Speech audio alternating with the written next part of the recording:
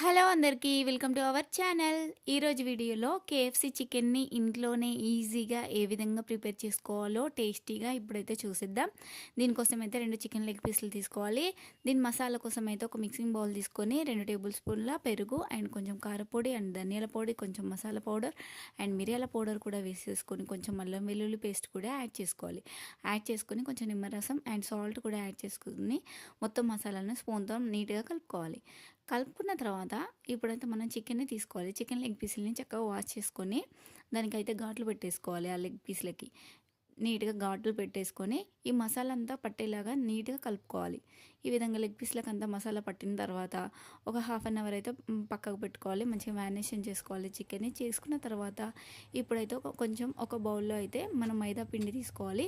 మైదా పిండిని ఒక కోడ్ని ఈ విధంగా లేయర్గా మంచిగా డిప్ చేసేసుకోవాలి. మన మసాలా కలుపుకున్న ఈ చికెన్ లెగ్ పీస్ని ఈ విధంగా కలుపుకున్న తర్వాత మొత్తం మైదా పిండిలో డిప్ చేసుకున్న తర్వాత మళ్ళీ ఒక బౌల్లో అయితే కూల్ వాటర్ పక్కన పెట్టుకోవాలండి.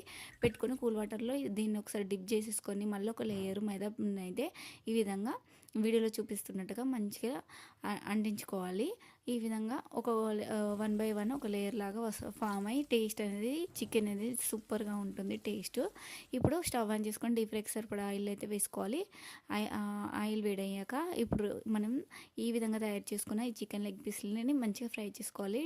రెండు వైపులా కొద్దిసేపు మూత పెట్టుకొని ఒక 15 మినిట్స్ లో టు మీడియం ఫ్లేమ్లో ఫ్రై చేసుకుంటే ముక్క లోపల కూడా ఫ్రై అయ్యి టేస్ట్ అనేది చాలా బాగుంటుంది. ఈ విధంగా ఫ్రై చేసుకుంటే మనకు కేఎఫ్సి చికెన్ అయితే రెడీ అయిపోతుంది. టేస్ట్ అయితే అదిరిపోయిందండి. కంపల్సరీ ట్రై చేయండి.